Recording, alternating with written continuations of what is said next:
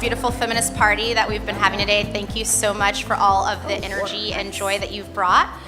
It is my honor to introduce the next section of our day, which is our panel on Our Inner Lives, a multi-faith dialogue on spirituality, religion, and feminism. This is something that is a part of Feminist.com's history. It's been integral to our work.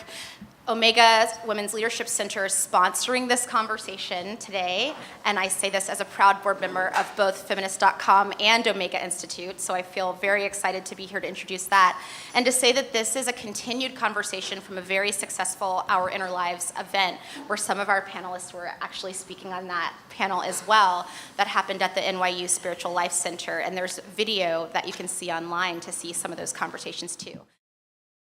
For the whole 200,000 years that human beings in our modern form have been walking the planet, women have been preaching, have been giving insight, holding up the big questions of meaning and purpose and why are we here, delving into spiritual realms of inquiry and tending to the hearts and the souls of the people around them. And that's what this panel is going to be about. There is this intervening 4,000-year period of patriarchy we have to worry about that came about right around the time that agriculture was discovered by women, incidentally. And historians say that in this moment, when we stopped roaming around and started planting our food, among the many, many things that created the institution of patriarchy, one of them was the need to control land. And human beings took this shift from living in a sharing, egalitarian way, leaning into increasingly modes of dominance, men over women, one race or religion over another. The idea that one could conquer and own and control land just got a grip on the human psyche. And here we are, 4,000 years later, recovering ourselves. And it's women's voices and women's spiritual visions and women's dreams that we think have the opportunity to really help transform this modality of dominance and into a more cooperative era of living together. And so we honor the women on this panel who've taken this path, the spiritual path, the religious path of being in their communities, dwelling in these big questions, and helping people make meaning out of what are we doing here? What is life all about? And so I'm really happy to be moderating this panel. And we're going to start, I think I will introduce everybody, and then we'll be free to be in fluid discussion. So sitting right here to my left is Rabbi Dianne Kohler-Esses from Romamu. Did I say it? I said it. You said it right. I got it. Okay. Rabbi Dianne is the first woman from the Syrian Jewish community to be ordained. She graduated from the Jewish Theological Seminary in 1995, where she was awarded several fellowships and a prize for academic excellence. She's an educator, a scholar in residence, an administrator, and she has many organizations in the Jewish world that she is of service to, and many awards to her name, including being named one of the 50 top rabbis by the Washington Post. And sitting right next to her, Hyun Kyun is a Korean eco-feminist theologian and a Buddhist Dharma teacher in Korean Zen tradition. She is a professor at theological seminary in the US, and she tries to synthesize the wisdom of world wild and wide, both. Wild and wide people's movements, spiritual legacies of Asian religious traditions, critical academic analysis of world arts, and she puts all of this together into her theology. Most recently and amazingly, you might have heard about this or read about it in the news. She led a women's international peace walk across the Korean Peninsula's heavily mined, demilitarized zone with Gloria Steinem and many other activists, something that many said could never, ever be done, but she dreamt it up and she made it happen.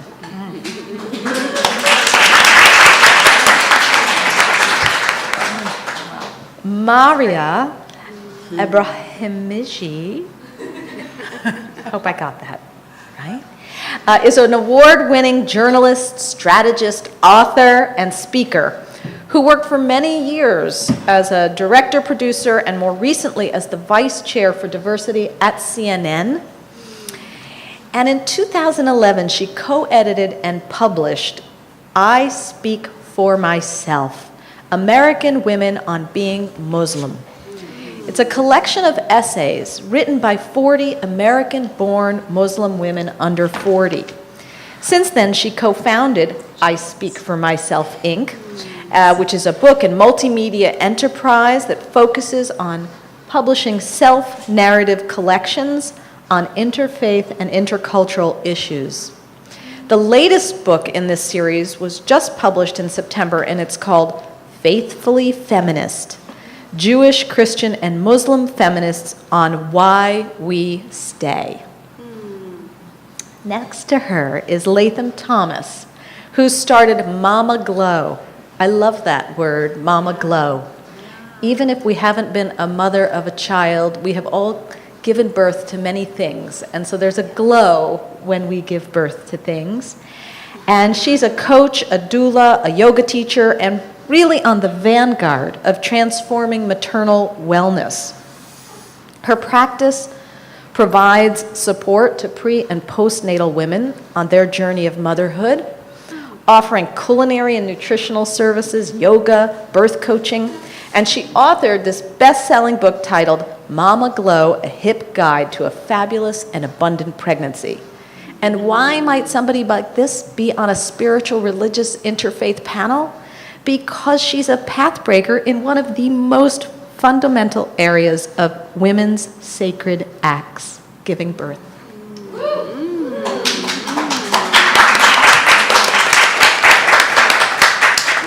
And last but not least, Reverend Adrienne Thorne from Middle Collegiate College.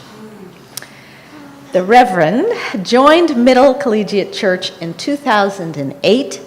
As executive minister, she's responsible for the spiritual nurturing and development of the congregation and the community. Prior to ministry, she pursued a nearly 20-year career in the performing arts. She danced professionally with the dance theater of Harlem's Workshop Ensemble. She toured the US and Canada in a Broadway musical. She's performed at the Metropolitan Opera House, Carnegie Hall, and Radio City Music Hall, where she was, can you believe this, a world-famous rockette. Her work, with all of that, her work is focused on bridging the arts with the intimacy of healing our relationships in our personal lives, in the community, and in the world. So, with that, I'm going to invite each of the panelists to share with us a moment, an important moment, where you first had that dawning, arising knowing that you had this inner spiritual calling, religious calling, an inner dwelling. If you could share a personal aha and how that moment connected to your yearning to bring healing into the world. And why don't we start down at that end? Sure. So my earliest memory, I was 6 or 7. I grew up in the Washington, D.C. area and shared a bedroom with my 2 sisters. So one morning or afternoon, I was laying on the carpet in my bedroom in a puddle of sunshine, just sort of enjoying that moment with the divine, and started having a conversation with what I imagine now was God as I understood him, her, and heard this conversation that said 2 things. You're going to be all right. And I just was kind of like, okay, cool. And the next part was, and you're going to heal the world. And I was like, okay, cool. And I never thought much about the story until after my performance career, when I went into ministry and people asked a question like this, and I was like, oh, that's right, I had this conversation way back when, and here I am. So when I went into ministry, I remember having the conversation with my mom, and she said, I always knew that you'd be working in the church. And I asked her why she never told me, and she said, well, you had to find your own path. So there I am. Wow. Thank you. Did your family come from a tradition of the church? Yeah, so I was raised Roman Catholic and went to Catholic school from 2nd through 12th grade.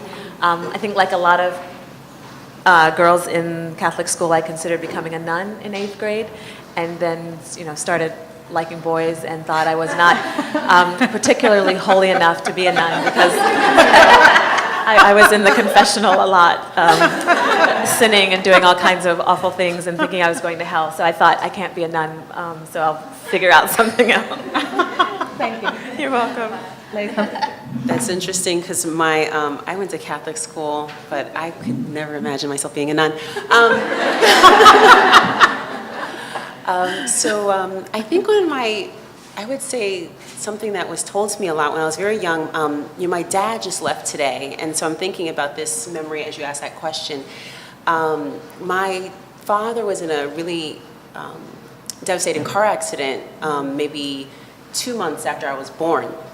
And in that time, he went in and out of cardiac arrest. And one day they thought that he was definitely gone, and it was in the time that I was visiting with my mom.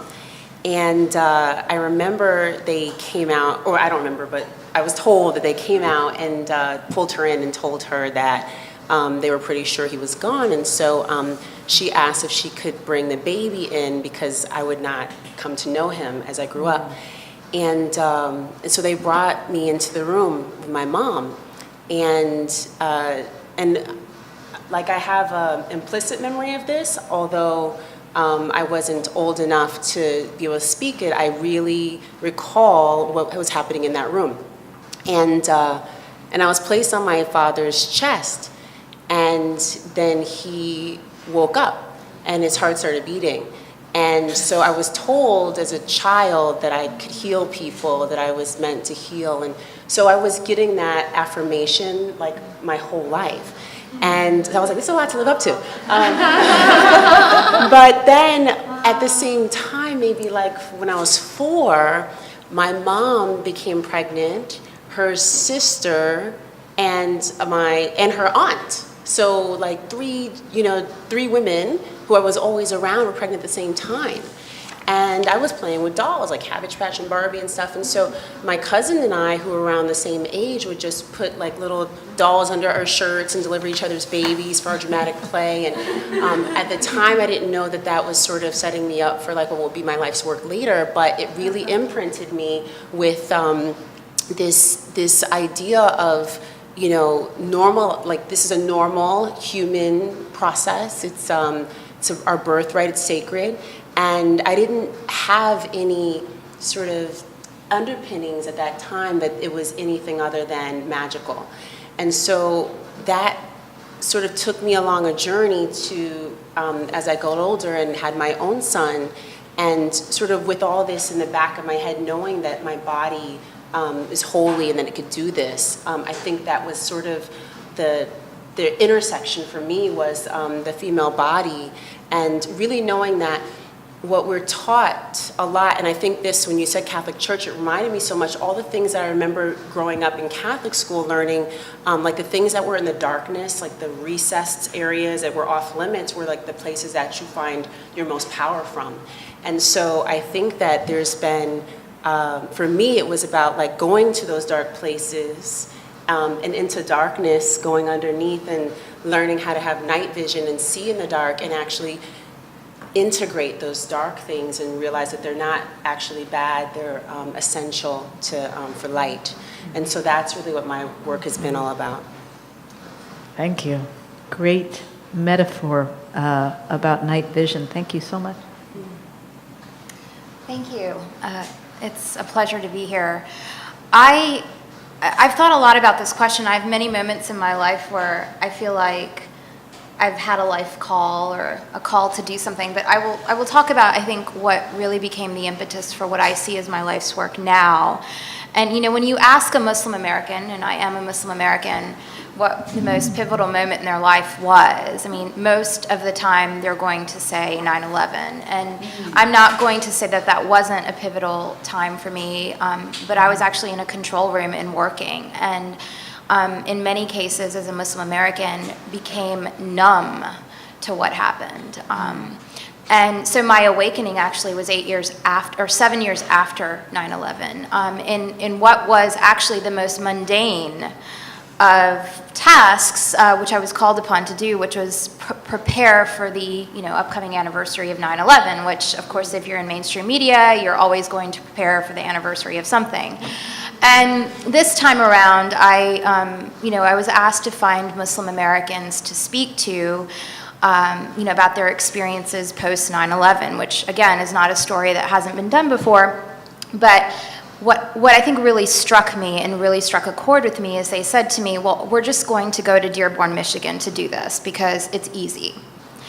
And, for me, that was like a stab in the heart. First of all, I'm not an Arab. I am Muslim, and not all of the Muslims in this country are based in Dearborn, Michigan. But the producer and the reporter that I was speaking with about the story just wanted to take the easy route. And I thought, there are so many people like myself who has amazing stories to tell, who might be Arab and might not be Arab, but we are completely dismissing them as a news organization that's supposed to cover the world by simply taking the easy way out. And so what I realized at that point in my life was that my life's calling, or what I thought my life's calling was to cover the world, right, and tell the world's truth, was actually going to help me do that in an even sort of bigger and better way. And I came to the realization that my profession wasn't allowing me to truly fulfill my mission in life to tell the truth. Because in media, we're limited and we're constrained by sharing narratives. And so I decided at that point that I was going to do my own thing outside of CNN, and fortunately had the backing of some very high-level executives there to do that thing. And that thing eventually became the I Speak for Myself series.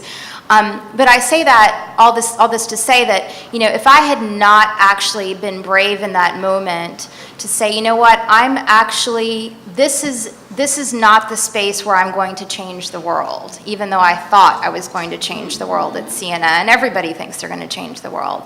And I realized that even in taking a step away from that and doing something a little bit smaller in the grand scheme of things, I was making more of an impact. And for me, to your point, Latham, it's left an imprint on me, I think, that has changed me in sort of monumental ways. Beautiful, thank you. My first mystical moment came when I was 24. At that time, I was involved in very radical democratization movement in Korea, South Korea student movement. So one day, in the middle of a movement, I got on my way home from my university, I got kidnapped and I got taken to the prison, and I ended up in torture chamber, and I heard so much horrible things about the torture. Even just getting into that made me just horrified. Then suddenly, I was just 24, there's a kind of broken record coming again and again in my head and heart. God is my shepherd, and I'm not afraid, even though I'm walking in the valley of the death, God will always give me the psalm. I memorized as a child to get candy in my Sunday school.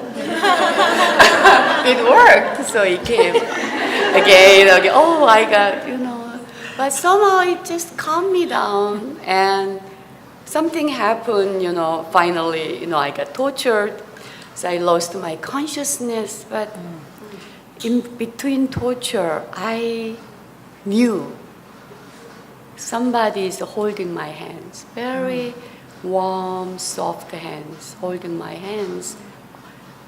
In that room, only I and torturer. So I don't think he held my hands. I don't know whose hand it was. But at that time, even I was very young, but when you get to the just moment of life and death, you suddenly grow up so fast.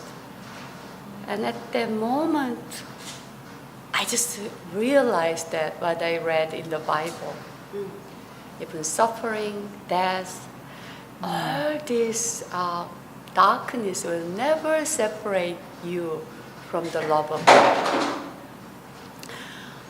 So, in Buddhism, they say, good situation is bad situation, and bad situation is a good situation.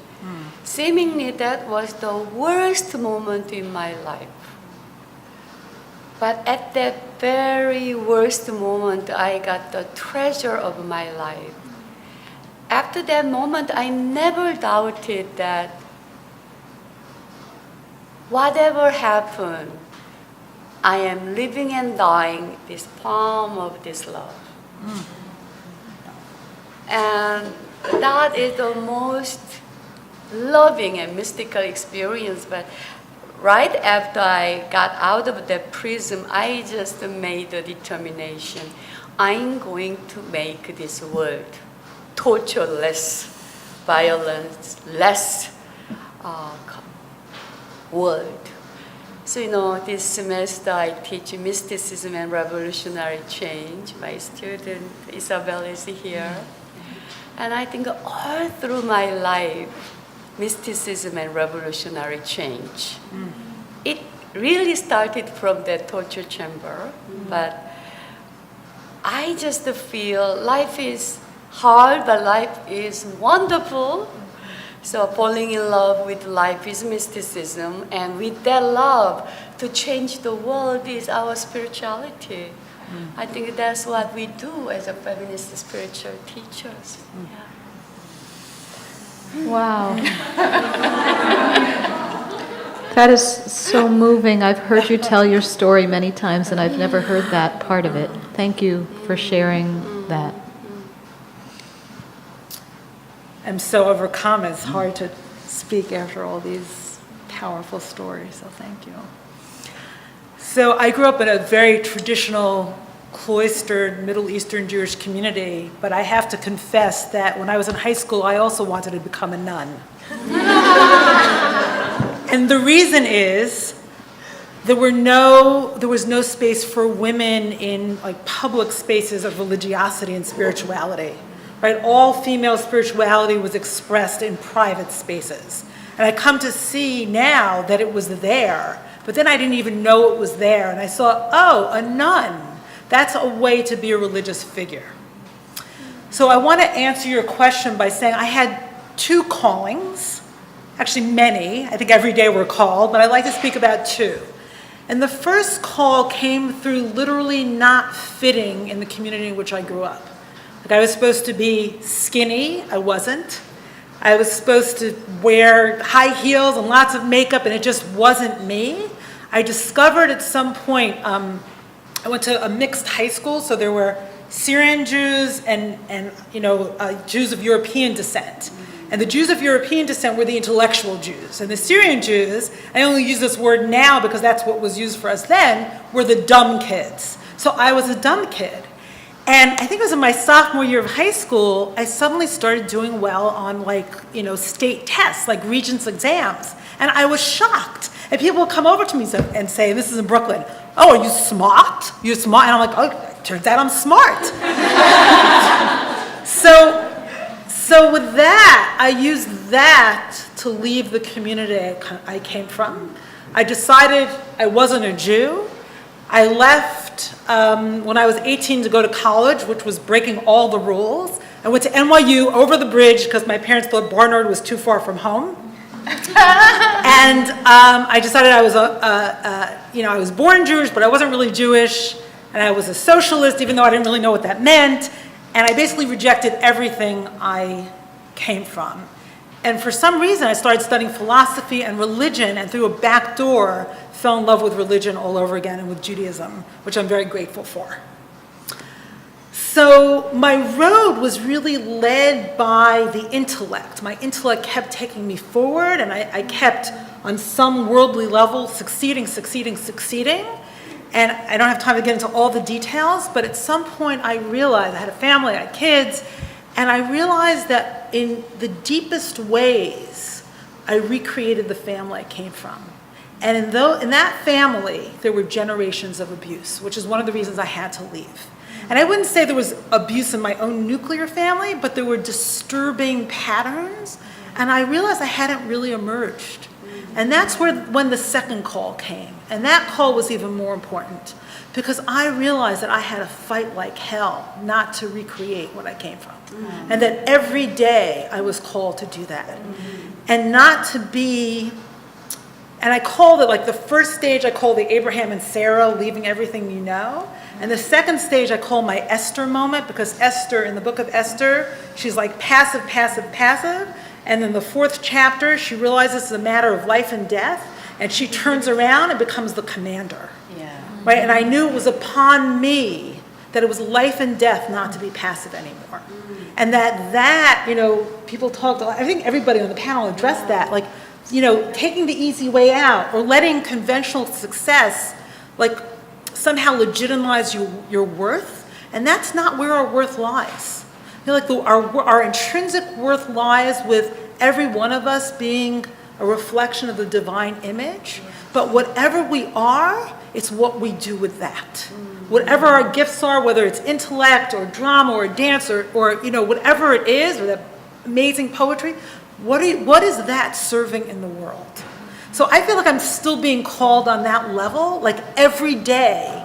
Because when you come from, difficult family circumstances, and I know we all have in some way or another, the easy way is to recreate, and the hard way is to dismantle and recreate. And that's what I think we're all called to do. Wow, thank you so much. It's the idea of the daily practice of dismantling and rebuilding ourselves and our world is really what feminism, I think, is about.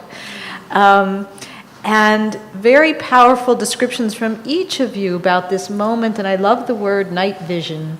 The idea that you've each sort of talked about, that in pain, in suffering, there's also light, there's also gift.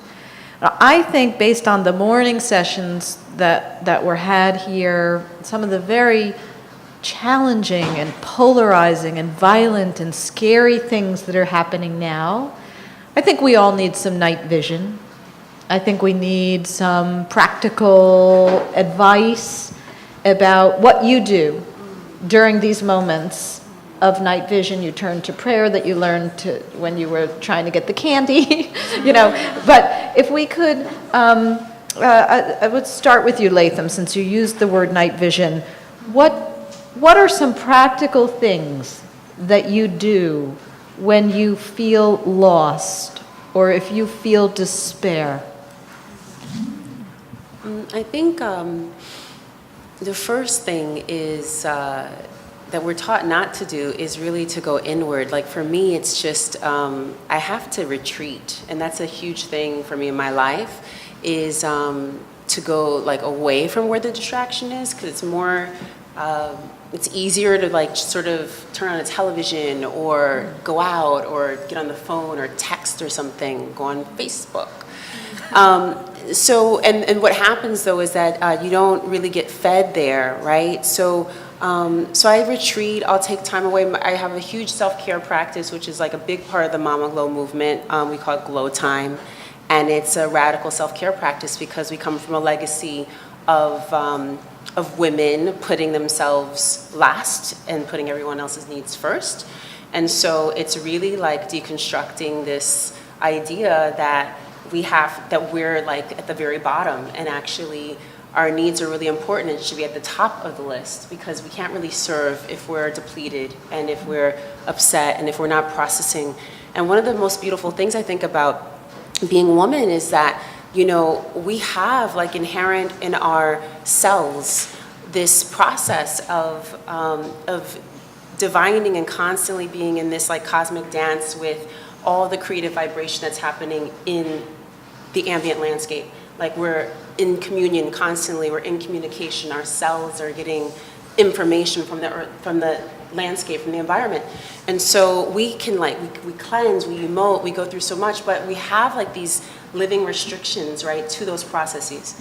And so I think that if you're constantly getting fed that information, and when you're dealing with like the real things that are happening in the world, it's really important to like sometimes lay on the floor and cry until you're ready to get back up. And it's okay to do that, right? And then you'll get up when you're ready, and then you can move on with your life. I think also to take a bath and soak and salt and not have your cell phone while you're doing that, you know? Like shut everything off, because sometimes we think too, like everything's so important, but when we realize, like when we just like take time for ourselves, that's when you had that moment where you're laying in the sunshine, right, with spirit, and you were like, oh, like that's when spirit speaks to us. We have to slow all the way down. And so I think it's like in times like that we get our, you know, these sacred messages when we slow down. And so for me, that's really what it is, like figuring out what that is for you, because everybody's gonna have a different way to process and what feels really good. And then do that a lot, because that's, again, like for women, it's like rhythm, ritual, and repetition. For us is what creates like this, this full scope ability to like embrace optimal wellness and be like our best selves in spirit and in flesh. Thank you. A bath. Everybody's homework is Hot to go bath. home and take a nice warm bath, and don't feel guilty about it. Reverend Thorne, how about you? And I'd love, as you're answering the question, if you could also talk about how your work in the arts informs your answer. So I think my work in the arts and then the work that I currently do in church brings together the importance, I think, of the body. So going to seminary and learning how the role the church has played in demonizing the body was just incredibly heartbreaking. So the Christian church, anyway, has a history of separating the mind and the body and reason and the spirit. So guess who gets saddled with the body and the spirit? Are women. And that's the evil part of the world. You know, the mind, the intellect is elevated, and reason is elevated, and anything emotional, anything intuitive, anything sensual is evil. So I think a lot of my work centers on, as Latham was saying, reconnecting with the things that we know that we know that we know. And like this idea of mother wit and signs and revelations in ourselves and in the world around us. I think that's very powerful. So for me, yoga is incredibly important. I get really cranky if I'm not moving. Because I was a dancer, I started dancing when I was 7. My husband knows when I come in, he's like, you need to do some yoga. Let me just go over here. Or maybe I can keep, my daughter's name is Petal. You know, I'll keep Petal, why don't you go for a run? And so he knows when I'm crunchy. And it's usually on Sunday. I'm also an introvert. So when I come home after the very high dynamic energy of the church where I serve, he's like, so your bath is run, and just go get it. So I really married a great guy. Yoga is incredibly important to me. And then I think surrounding myself with what I call sister friends. I have 2 sisters, but my daughter has dozens of aunties. So there are women in my life, and this is why I think this panel is so amazing. I've just met these women, but listening to their stories, I'm like, I just want to take them all for tea individually and learn more. We're so powerful together and with and for each other. So it's nothing for my daughter to be with her 2 godmothers or any of the aunties that are a part of her life. And when she says her prayers at night, it's God bless Auntie Imani and Auntie Yvette, and I'm just like, come on, wrap it up. Because there's so many of them. So the sister friend circle for me is critical. And then finally, I would say my daughter and children in general, they are so close, in my opinion, to the divine and the wisdom that they have to share.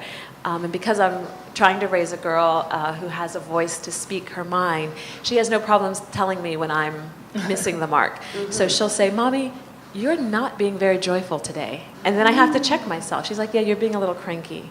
I'm like, okay, you are my best teacher. And I have to take a deep breath because whatever's making me cranky is not always helped by her reminder. But I love that she, at 5 years old, can help me to check myself. Thank you. Wait until she's 13. I know. Yeah. The check will be in different vocabulary. That's beautiful. Thank you.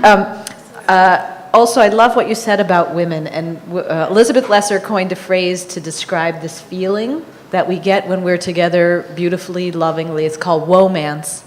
We're in a womance with each other, and it has this element of love that is transcendent.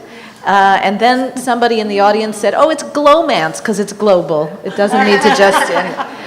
Maria, you talked about the courage, being brave in that moment to change your course. What practices, what practical things do you do, and did you do in that moment that gave you that sense of courage and being brave? And I don't think people are fearless. I think people overcome fear to be brave. So if you could speak a little to that, that would be It's so funny. great. I was having breakfast this morning with one of my mentors, and we talked a lot about this idea of getting to a point where you're willing to say no or let go or walk away from a situation, even if that's not necessarily what's going to happen, right? You have to have that mindset. And once you get to that mindset that you're willing to walk away from something or willing to confront something, you've surmounted every obstacle out there after that. And so for me, getting to that point, it was really sort of a recognition that, we're talking about inner lives, right? I spent my entire childhood and life up until that day in 2008, sort of knowing that I'm Muslim, but never outwardly projecting that identity, not feeling the need to do it, not obviously physically doing it, and never being in an environment where I was rejected because even if someone did know who I was. So I was in a situation where I could have been reprimanded for projecting that identity, for bringing that inner life out, if you will. And I just said to myself, this is who I am. And in being who I am, I have a lot to contribute to actually changing the narrative, whether it's at CNN or it's outside of CNN. But actually, it was a coming out moment for me, right? Coming out and saying, I'm Muslim. And that was a time, in our company where, I talked about this a lot post 9/11, where, people in my own community would come to me and say, why is CNN covering it this way? And why are they so anti-Muslim? And why is the media Muslim? And I said, it's because people like you don't want to interact with people like me, and you don't want to tell your story, and you don't want to take the phone call from the journalists, and there's not enough of us out there. And at that time there weren't a lot of Muslims working at CNN, and so for me it was almost the call, right? It was the call, but it was essentially taking the inner part of me and saying, you know what, I'm coming out now with that. What were you most afraid of in that moment, and what helped you walk through that? Well, I think I was mostly afraid of the Islamophobia, frankly, that I knew was happening post 9/11 to lots of people in my community, and knowing that that kind of internal unconscious bias did exist at my company. And I did not want to feel like my career was being jeopardized because my religiosity, because, you know, when you're a journalist, you're completely unbiased. Like, you have no opinion on anything. I didn't vote, I didn't take a side, I didn't go to anything that was even remotely political.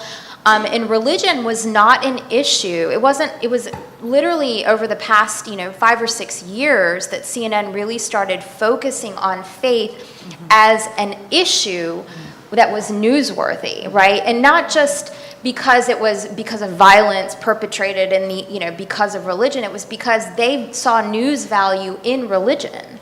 And, I was one of the people that helped launch the religion vertical at CNN Digital. And, I was really proud to be a part of that. And I didn't become a part of that because it was only because I had projected my identity and sort of said to everyone I'm Muslim that I was able to be a part of that. And so I saw value in the coming out, if you will.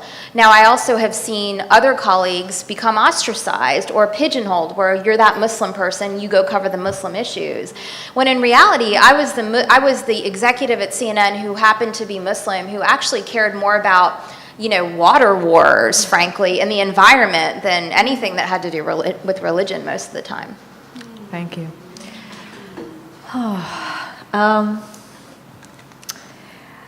Chung Kyun, we're talking about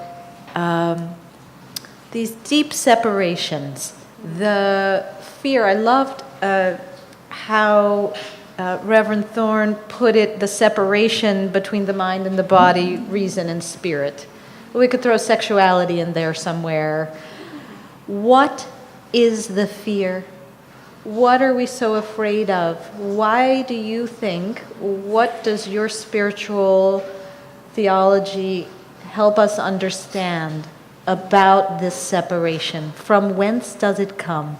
Yeah, I think anybody living under this patriarchal culture, especially Western culture, we are separated against ourselves because Western Christianity is really, which is based on Western culture, is based on Platonic, Aristotelian philosophical idea where spirit and matter are separated.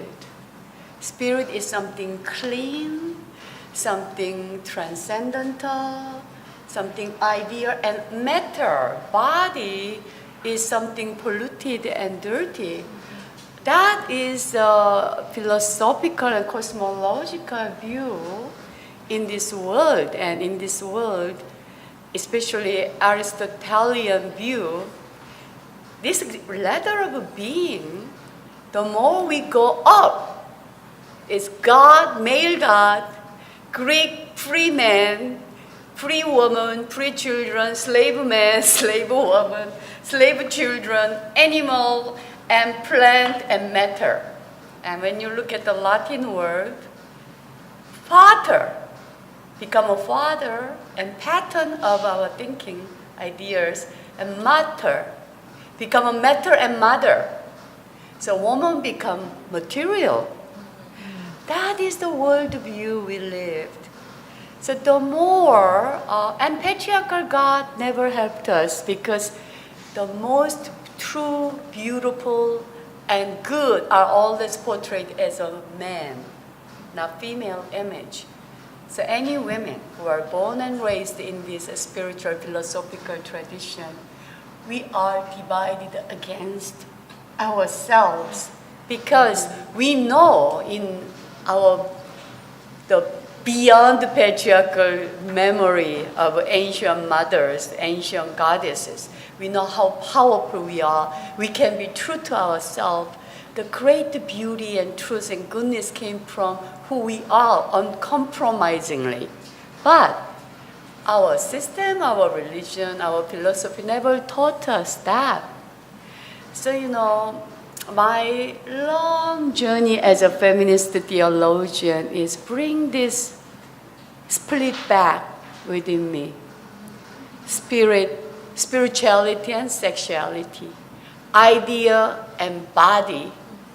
And there are so much dualism and hierarchy. And Gloria Steinem said what we try to do is not ranking, but linking. I think that's what we try to do. And this power of divine feminine, where everybody has same distance from this great love, great creativity we call mother, this great love of creativity and birthing power. So I try to put these things together in my thinking, in my psyche, and also in the real world. So my spiritual work of bringing this together manifested this year. I went the most demonized part of Korea, which is North Korea. You all know Kim Jong-un. Everybody thinks North Korea is one of your president's axis of evil. Most demonized country in the world. But the more you demonize and eliminate that, the more you are divided. And it's not just within yourself, world politics. Terrorist was not born. Terrorist is being made in this very moment. The most terrifying thing, what we do usually, is otherize, demonize, and eliminate. And we have to reverse the whole process. Rather than otherizing, we have to try to understand these differences. Rather than demonizing, we try to be friends with our demons. Within us and political demons too, others. Then, rather than eliminating all this darkness and demon and find the peace, no, that kind of peace never come. We have to learn how to dance with the differences. Yeah, hold with this difference like a tango, coexist. Not just coexist, co-celebrate, I think that is our goal. I think feminist spirituality is messy. We all accept our bodily, sensual sexuality is a holy thing. So one thing feminist theology contribute to the world of religion and theology is feminist theology bring our emotion, our body, our sensuality, our sexuality back to the holy. I say that is a feminist contribution. Yeah. And I know you are doing it every day when you affirm your body, your sensuality, your darkness, your even depression, give the view of depression, and try to love like what our poet said, unconditionally. From there, you develop your spiritual muscle, and then you become strong in your spiritual muscle. Even you are sad, you still have a reservoir to help somebody who is more sad than you. So when we have this Paris terror, I was just devastated, and next day they bombed Syria, and it will only create more terrorists. So like our rabbi, one of the Rabbi Michael said, rather than terrorism, what we need is a strategy of generosity. We use even 1/10 of a military budget to all these ISIS young people, so marginalized. So they lost their childhood, their youth. We give them opportunity for job, education, health care. We will have a more peaceful world. I think that is feminist spirituality, dancing with your own demon, embracing your demon. Yeah. Thank you. Thank you. Rabbi, the way you described your story is this daily practice of what we were just discussing, this internal reparation, so you're not going to repeat the cycle. I think this is something that we all face, and could you share how you do it every day, how you don't recreate that which you grew up with, and then how you use that in counseling and holding your community. So I feel called, first of all, to name how powerful depression can be. And it certainly has been in my life.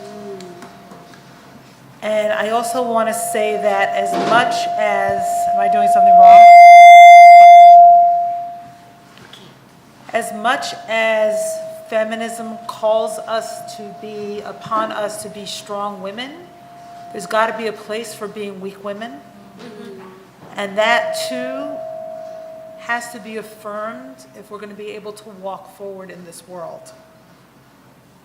Before, and I'm sorry I can't pronounce your name. Call me Chung. Chung. Yes. Quoted the 23rd Psalm, even though I walk in the valley of the shadow of death, Gam ki elech, the gates al mavet. And I think what's really crucial about that line is that the psalmist is walking. So for me, almost no matter how depressed or despairing I am, one huge key is keep walking. Don't become somebody else, just keep walking. I am fortunate to have been someone who struggled one's whole life with depression, and not so much anymore, but I'm someone who goes like this. So I want to say a few things about that. There's an idea in Judaism and other traditions as well of the God who resurrects the dead. And I have to say that I don't believe that in a literal way, but in a metaphorical way, I really do. Because sometimes I die and then I'm made alive again. And so I believe in these rhythms. And sometimes that comes through a bath. And other times for me, it comes from like just giving into it and watching 2 hours of old TV shows, which I love. You know, and I sit there and I do my gender analysis, but the truth is I love watching All in the Family or Seinfeld. So, and sometimes I just need to give into that and just die. And then, just like with nature, we come alive again, right? And again and again. So I believe deeply in those rhythms. And now I know that even when I fall, I'm going to get up again. So in terms of the other and how I might offer some resources to another, I feel like it's crucial to allow someone to be where they are before you help them move to some other place. So I know that when I'm not ready for it and someone gives me advice, that's the last thing I want to hear.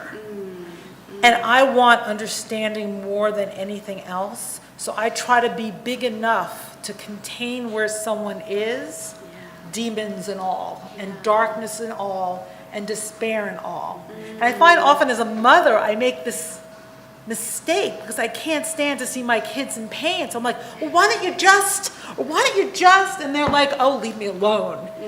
Because what they want is understanding, right? And I think that the more understanding and affirmation you give somebody, the more strength you give somebody to move in the way that they know they can or need to move, as opposed to why don't you just, or why don't you just that, or this. So I'm here to hold where somebody is, exactly where somebody is, because I believe ultimately that that's transformative. Did I answer all the questions? You did, very powerfully. Thank you so much. We have time for one more question, so I'm going to do one question and ask each of you to speak to it. And you come from different traditions, and yet there is something universal about spiritual tradition, spiritual practice. I'd love to hear what you think is the universal spiritual aspiration for humanity, and any way that you want to invite people listening to this panel today on their own path about this inner dwelling, this spiritual strength and reservoir, the well that we can tap, no matter what your tradition is. And let's start at that end. Okay, so I guess the grounding for me is what Carla just shared, this idea that there is an inner something. I think that we all are here for a purpose. In my tradition, we call it the priesthood of all believers, and it's this idea that we all are called, we all are ordained, whether we're officially ordained or not, but that the divine, the holy God has put us here for a purpose.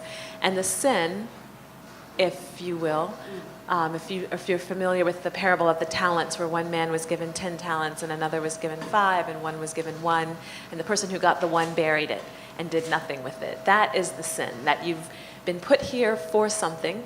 It's your task to figure out what it is and to do something with what you've been given before you check out. If I can sort of add, I think, an addendum to what Rabbi Dianne shared. Certainly it's important, I think, to hold people where they are. But I think along with this idea of vocation or call, what I try to give to the people that I serve is an idea that we need not save the world. I think very often people are paralyzed by the idea that they will not be Mother Teresa or they will not be Martin Luther King. And Maria said so beautifully that she decided when she left CNN she had to do something a little smaller in the grand scheme of things. And I think very often in our media-saturated world, we think that if we're not on CNN, if we don't have 5,000 Facebook friends, if we don't have 1 million Twitter followers, we somehow don't matter, or that our contribution doesn't matter. And it is a good thing to raise good kids and check out. It's a good thing to live a good life and move in the direction of love, as Oprah Winfrey says. Every opportunity you get, move in the direction of love. It's where your greatest power lies. And if nobody knows your name, that's cool.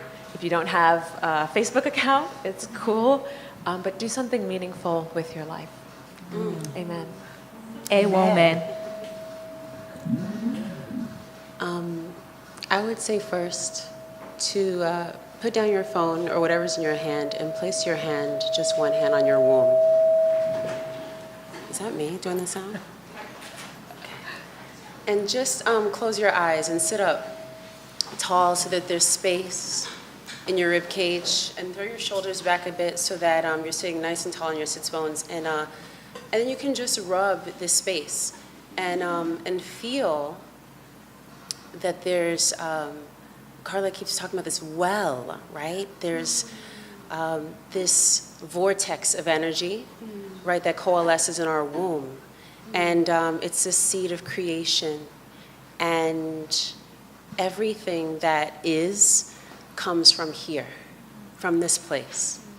It's cultivated, it's sustained, it grows, and then it emerges into the world, whether that's a child, an idea, a screenplay, a poem, a vision, a movement, Feminist.com, right? Whatever that is, right? So it springs forth from this place. And so we have to reclaim our bodies as sacred and really work every single day to unchain ourselves from what we're taught so much about our bodies, and we've heard it so much even just in this panel, but just speak blessing on yourself. Touch your body every day, not like just throwing on your clothes, but like adorn yourself, right? Like with your creams and lotions, put on things that make you feel good, and like woman, right? Like who you are in essence and spirit as well. And also just, you know, there's so many things to undo. I was writing this chapter in my book the other day about how we have 3 body parts that are just in our reproductive system alone and our erectile network alone. They're named after men who don't even have the anatomy. And it's like we don't even know that because we don't even know, most of us don't even know these parts. So come to know your body and its topography. Come to know all of your parts, everything that's been hidden from you. And you're not going to find it when you go to your OBGYN because they don't have maps like this there, right? You have to search, and it's been systemically kept from us because it's knowledge and it's wisdom and it's woman, right? And so we know that. So because we know that, we have to go a little bit deeper. And so I invite you just to reclaim your womb and find what makes you feel connected most to your body, and reclaim your sexuality too. You know, we're sold so many things in the media and like magazines and so forth about who we are and what our body parts mean, and it's important to reclaim pleasure for ourselves and reconnect that to the divine, because that is how we all got here, and how we'll continue to thrive here is if we live lives that are also full of pleasure as well. Thank you so much for that embodied moment in this panel discussion. And Dianne has asked to go next, so we'll pass. The reason I wanted to go next, Latham, right? Is because I wanted to offer a theological image to go along with what you're saying. So in Judaism, one of the names for God is El Rahum. Now, Rahum comes from the word womb. So it's God of the womb. So here we have this quote-unquote patriarchal tradition, and God has many names based on the feminine.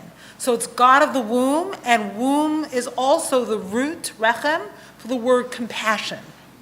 So that's the well we can operate from. And that's the God, right? The God of the womb that we can turn to.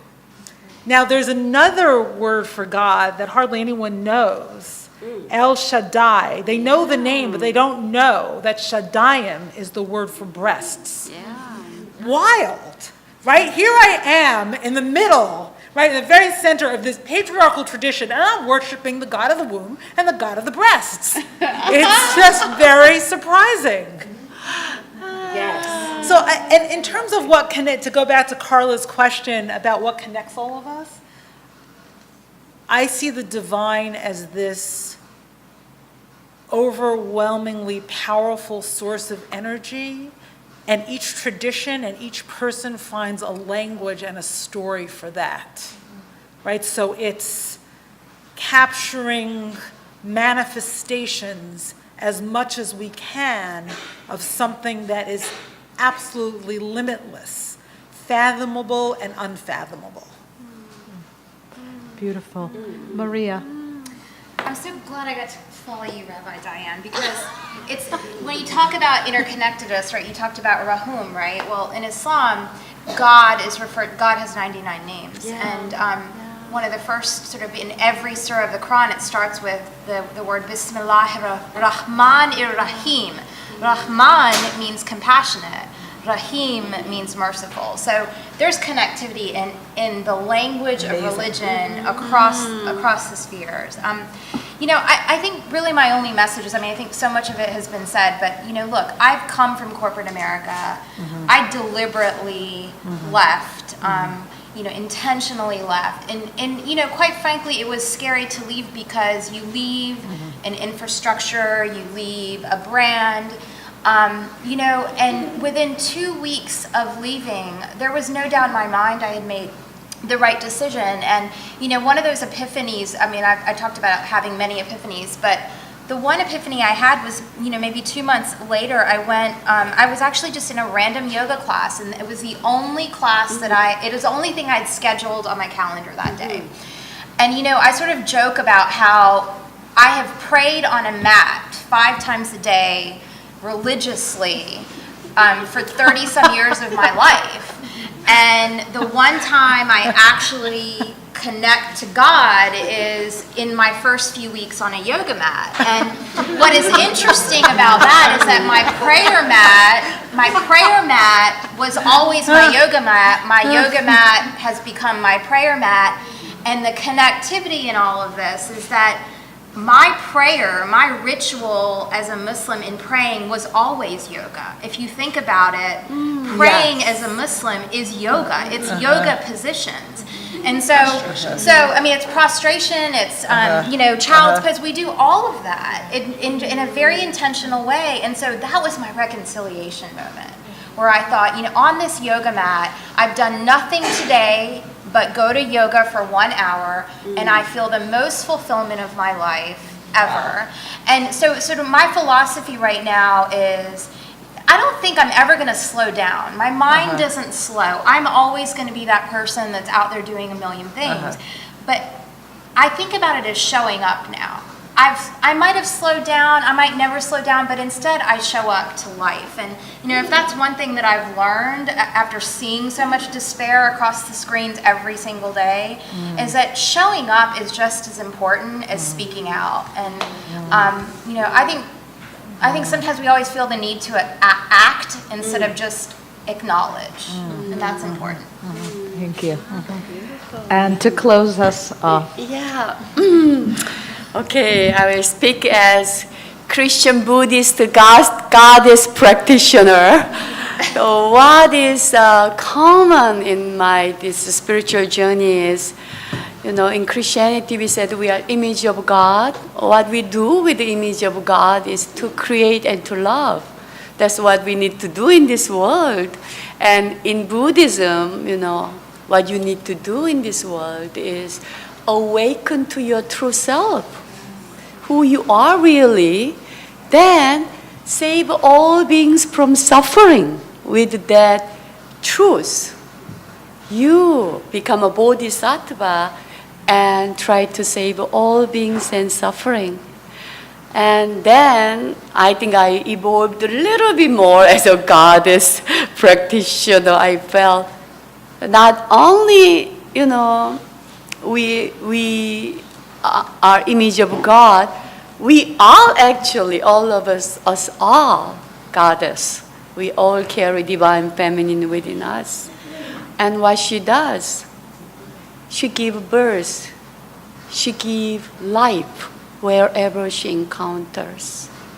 So as a Korean ecofeminist, I call myself a Salimist. It's a very ancient Korean word. Salimist, women's everyday, really mundane thing. Cooking, taking care of, cleaning, raising children, and planting. But literal meaning of Salim means making things alive. So I imagine this. Imagine ourselves, whatever we touch, with the human beings, political system, economic system, everything become more life-giving, vivid, peaceful, flourishing. Hildegard von Bingen, 13th century mystic, she said, God is green energy. So can we become that power of green energy wherever we go, we touch, they become flourishing, they become full of life.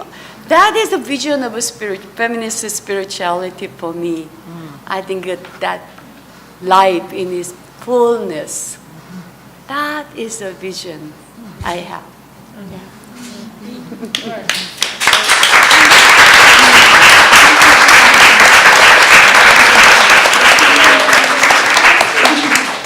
I want to thank this amazing romantic panel. And I want to congratulate Marianne Schnall and Feminist.com, the board, all the people for 20 years.